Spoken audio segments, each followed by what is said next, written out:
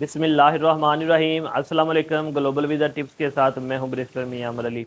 Viewers, इस वक्त जो सबसे ज़्यादा वीज़ा अप्लाई करने में मुश्किलात आ रही है वो ये है कि पाकिस्तान में किसी भी शेंजन कंट्री के लिए अपॉइंटमेंट जो है वो अवेलेबल नहीं है।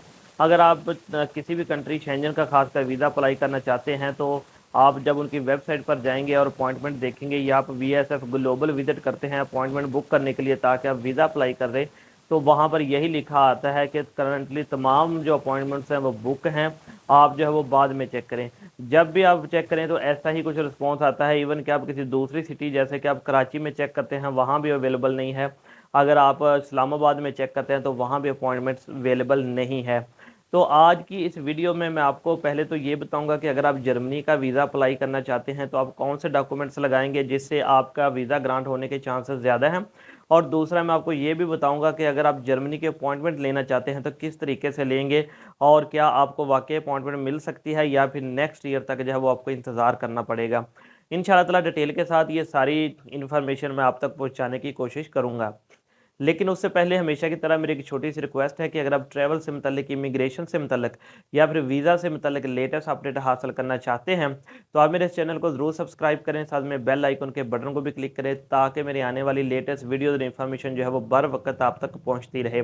आज का जो हमारा मेन टॉपिक है वो यही है कि आपको अपॉइंटमेंट कैसे मिल सकती है जर्मनी की और आप जर्मनी का वीज़ा कैसे अप्लाई कर सकते हैं। सबसे पहला मसला तो अपॉइंटमेंट का है, लेकिन मैं उससे पहले आपको कुछ डॉक्यूमेंट्स बता दूं जो आपने जर्मनी वीज़ा के लिए अप्लाई करने हैं। और मैं एक बात और भी ऐड करता जाऊं कि अगर आप किसी दूसरी शेंजन कंट्री का वीज़ा अप्लाई करते हैं तो वो आपको जो है वो मोस्टली यही रीज़न देते हैं कि हम आपके जाने के पर्पज़ पर सेटिस्फाई नहीं है, नंबर 3 या नंबर 10 यही वो सिलेक्ट करके आपको देते हैं। लेकिन जर्मनी वाहद ऐसा कंट्री है अगर उनको किसी भी आपके डॉक्यूमेंट्स के ऊपर इतराज़ ना हो तो वो आपका वीज़ा जो है वो रिफ्यूज़ नहीं करते, आपको वीज़ा ग्रांट कर देते हैं। अगर जर्मनी वीज़ा जो है नहीं देता तो उसकी रीज़न यही है कि आपके डॉक्यूमेंट्स में कुछ कमी है या फिर जो आपने उनको इंटरव्यू दिया है, क्योंकि जब आप जर्मनी का वीज़ा अप्लाई करने जाते हैं तो आप उनको वो आपसे एक इंटरव्यू छोटा सा लेते हैं। अगर वो उससे सेटिस्फाई नहीं है तो फिर वो आपको वीज़ा ग्रांट नहीं करेंगे। अगर बात की जाए सबसे पहले डॉक्यूमेंट्स की तो आपके पास पासपोर्ट होना चाहिए जो कि 6 मंथ वैलिड हो। इसके बाद आ जाएगा जी आपकी एक तस्वीर आ जाएगी वाइट बैकग्राउंड के साथ जो कि फॉर्म के ऊपर लगी हो, जो कि फॉर्म जो है एप्लीकेशन फॉर्म वो आप जर्मनी की वेबसाइट जो पाकिस्तान की है, जर्मनी ऑफिशियल वेबसाइट पाकिस्तान लिखेंगे तो आपके सामने आ जाएगी। वहाँ से आप जो है उनका वीज़ा फॉर्म जो है वो डाउनलोड कर सकते हैं जर्मनी के लिए। अच्छा, इसके बाद फिर आ जाएगी जी आपका एफ आर सी लगाना बहुत ज़रूरी है। इससे आपकी टाइज शो होती है कि आपके पीछे फैमिली है, आपके बच्चे हैं, बीवी है, ठीक है, या आपके भाई बहन है, वालदन है, तो आप जो है डेफिनेटली वापस पाकिस्तान आएंगे, तो इसलिए FRC लगाना लाजमी है। और आपका FRC जो है वो 3 मंथ से पुराना नहीं होना चाहिए। नेक्स्ट डॉक्यूमेंट है जो वो बहुत इंपॉर्टेंट डॉक्यूमेंट है वो है जी आपकी बैंक स्टेटमेंट। बैंक स्टेटमेंट अगर आप जर्मनी का वीज़ा अप्लाई करना चाहते हैं तो आपकी 15 लाख से कम बैंक स्टेटमेंट बिल्कुल भी नहीं होनी चाहिए। और बैंक स्टेटमेंट जो है वो आपकी बहुत अच्छे से मेंटेन होनी चाहिए। ये ना हो कि आपने एक ही दफ़ा उसमें पैसे जमा करवाए हो, ऐसा बिल्कुल नहीं होना चाहिए। प्रॉपर तरीके से आपकी बैंक स्टेटमेंट होनी चाहिए। और अगर आपने मज़ीद कोई इन्फॉर्मेशन लेनी कि आप बैंक स्टेटमेंट किस तरह से तैयार करें वीज़ा के लिए तो उसका लिंक जो है वो आपको डिस्क्रिप्शन में मिल जाएगा।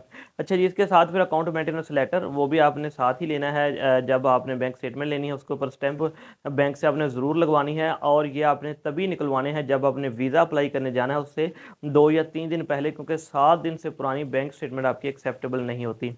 अच्छा जी, नेक्स्ट फिर आ जाते हैं आपके बिज़नेस के डॉक्यूमेंट्स। अगर आप बिज़नेस करते हैं तो बिज़नेस के डॉक्यूमेंट्स आप साथ में लगाएंगे। साथ में अब 2 या 3 साल की टैक्स रिटर्न भी लगाएंगे और साथ में आपका NTN भी लगेगा। इसके अलावा अगर आप चैम्बर ऑफ कॉमर्स के मेंबर हैं तो चैम्बर ऑफ कॉमर्स का जो सर्टिफिकेट है वो लगेगा, उसका कार्ड लगेगा। और चैम्बर ऑफ कॉमर्स से एक लेटर मिलता है जिसे रिकमेंडेशन लेटर कहते हैं, वो भी आप साथ लगाएं। उससे भी जो है वो आपकी फ़ाइल बहुत ज़्यादा मजबूत होगी। उसके ऊपर लिखा होता है कि आपने इतने दिन के लिए जर्मनी के लिए जाना है, आप फिर उसके बाद वापस अपने मुल्क आ जाएंगे। अब दूसरी सूरत में अगर आपका बिजनेस नहीं है, आप जॉब करते हैं, तो फिर उसके लिए आपको NOC चाहिए, ठीक है, अपनी कंपनी से। इसके अलावा आपको चाहिए साथ में 3 मंथ की सैलरी स्लिप और फिर आपकी पर्सनल बैंक स्टेटमेंट। अच्छा, अगर आप बिजनेस भी करते हैं लेकिन आपकी बिजनेस की बैंक स्टेटमेंट नहीं है, पर्सनल है, तो वो भी साथ लगा सकते हैं। फिर उसमें आप एक एफिडेविट लगाएंगे जिसमें आप बताएंगे कि आपकी सारी ट्रांजेक्शन जो है वो आपके पर्सनल अकाउंट से होती हैं। अच्छा, अगर कोई फ्रीलांसर मेरा भाई दोस्त वीज़ा अप्लाई करना चाहता है जर्मनी का तो उसके लिए है वो भी एक एफिडेविट लगाएगा जिसके ऊपर वो लिखेगा कि जी मैं ये इस प्लेटफॉर्म पर फ्रीलांसिंग करता हूँ। इसके अलावा जो जो उसे पेमेंट आती है, अगर फाइवर है, अपवर्क है, या जहाँ भी वो काम करता है, तो उसकी स्लिप्स भी निकाल के उसे साथ में लगानी होगी, ताकि उनके पास एक ऑथेंटिक प्रूफ जाए कि जब वाकई ही आप फ्रीलांसिंग कर रहे हैं, ऑनलाइन अर्निंग कर रहे हैं, और आपके पास इनफ फंड मौजूद हैं जो आपका जर्मनी का ट्रिप जो है आसानी से कवर हो सकता है। इसके बाद फिर दूसरे डॉक्यूमेंट्स आ जाते हैं, जिसमें आपकी होटल की बुकिंग है जो कि कंफर्म्ड होनी चाहिए, फिर आपकी एयरलाइन की टिकट है, अटर्नी है, तो वो आपने सिर्फ बुकिंग करानी है। अच्छा, मैं आपको एक मुझे बात याद आ गई इस एयरलाइन की टिकट से। जब मैं जर्मनी एम्बेसी गया था वीज़ा अप्लाई करने, तो उसने मुझसे ये सवाल पूछा था, अच्छा आप ये बताएं कि इस वक्त जर्मनी की टिकट कितनी है। तो मतलब इस तरह के टेक्निकल सवाल जो हैं वो वहाँ पर पूछे जाते हैं, ठीक है। मतलब अगर आपको मालूम ही ना हो, जो मुझे नहीं पता टिकट कितनी है, तो वो कहेंगे कि ठीक है, आपका तो कोई इंटरेस्ट ही नहीं है, आपने तो सिर्फ वैसे ही बस वीज़ा फॉर्म लिया और आगे हमारे पास अप्लाई करने।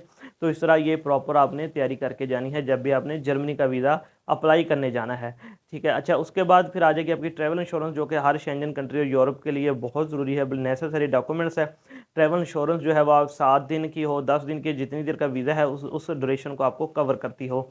और हमेशा कोशिश करें कि 7 या 8 दिन का ट्रिप बनाएं जब आपने जर्मनी के लिए जाना है या किसी भी शेंजन कंट्री के लिए अप्लाई करना है, तो 7 से 8 दिन से ज़्यादा आप अपना ट्रिप ना बनाएं। अगर जितना आपका ट्रिप ज़्यादा होगा, जितनी ड्यूरेशन ज़्यादा होगी, उतनी ही ज़्यादा आपको बैंक स्टेटमेंट शो करनी पड़ेगी। अच्छा जी, ये तो हो गया जी नेसेसरी डॉक्यूमेंट्स, ठीक है। अब इसको अगर मज़ीद आपने मजबूत करना है, तो फिर आप अपनी प्रॉपर्टी की वैल्यूएशन करा के वो साथ लगा सकते हैं, ठीक है। अगर कोई कार घर आपके नाम है, तो उसके डॉक्यूमेंट्स भी आप साथ में अटैच कर सकते हैं। अब आ जाते हैं जी अपने दूसरे पॉइंट के ऊपर कि आपने अपॉइंटमेंट कैसे लेनी है। देखिए, वैसे तो टिल दिसंबर, ठीक है, दिसंबर तक सारी जर्मनी के अपॉइंटमेंट्स फुल हैं। लाहौर में, सॉरी, कराची में हो या फिर इस्लामाबाद में हो, सारी अपॉइंटमेंट्स फुल हैं। लेकिन कुछ अपॉइंटमेंट्स अभी भी निकल रही हैं, वो ऐसे निकल रही हैं कि कुछ लोग जो हैं वो अपनी अपॉइंटमेंट कैंसिल कर देते हैं किसी वजूहात की बिना पर। जब वो कैंसिल करते हैं, तो उसके 24 घंटे बाद रात को 12 बजे से वो अपॉइंटमेंट अवेलेबल होती है जर्मन एम्बेसी की वेबसाइट पर। आपने क्या करना है कि आपने डेली बेस पे रात को जो है वो उनकी एम्बेसी की वेबसाइट पर अपॉइंटमेंट चेक करनी है। तो इंशाल्लाह ताला मुझे उम्मीद है कि आप अगर मुसलसल चेक करते हैं तो आपको अपॉइंटमेंट ज़रूर मिल जाएगी। लेकिन अगर फिर भी आपको अपॉइंटमेंट नहीं मिलती, तो फिर आप मुझसे रब्ता कर सकते हैं।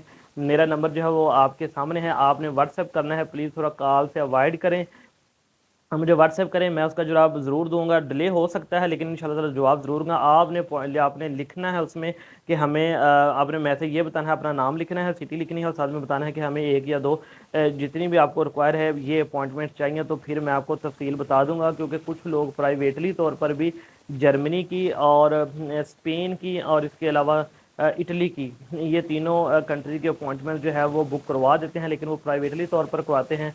वो उनका अपना एक तरीका कार है, ठीक है, उसके चार्जेस भी होते हैं, आप लोगों को भी पता होगा उसके चार्जेस होते हैं। तो वो जिस भी तरीके से कराते हैं, लेकिन होती वो ऑथेंटिक है, क्योंकि हमने बहुत सी लोगों की इस तरह से अपॉइंटमेंट बुक करवाई है और जाकर वो अपना वीज़ा भी जमा करवाए हैं। तो जर्मनी के अपॉइंटमेंट के लिए भी आपका मसला हल हो गया। मेरी हमेशा यही कोशिश होती है कि मैं, अगर आप वीज़ा अप्लाई करना चाहते हैं, तो मैं ज़्यादा से ज़्यादा आपकी हेल्प आउट कर सकूँ कि किस तरह से आप खुद अपने डॉक्यूमेंट्स प्रिपेयर करें, खुद जाएँ वीज़ा अप्लाई करने। तो अब भी मैं आपको यही सजेस्ट करूंगा, सबसे पहले अपने खुद का कोशिश करनी है अपनी अपॉइंटमेंट हासिल करने की। अगर आपको नहीं मिलती, तो फिर आप मुझसे रब्ता करना है, तो इंशाल्लाह मैं आपको अपॉइंटमेंट लेने में ज़रूर हेल्प आउट करूंगा। तो ये थी जी हमारी आज की वीडियो जर्मनी के मतलब कि आप जर्मनी का वीज़ा किस तरह से हासिल कर सकते हैं। मैं उम्मीद करता हूँ आपको ये वीडियो पसंद आई होगी, और आपने इसको अपने दोस्तों के साथ ज़रूर शेयर करना है, ताकि इन्फॉर्मेशन उन तक भी पहुँच सके। इंशाल्लाह ताला एक नई वीडियो के साथ मैं फिर आपकी खिदमत में हाजिर हूँगा। मुझे आपने अपनी दुआ में याद रखना है। अल्लाह हाफिज़।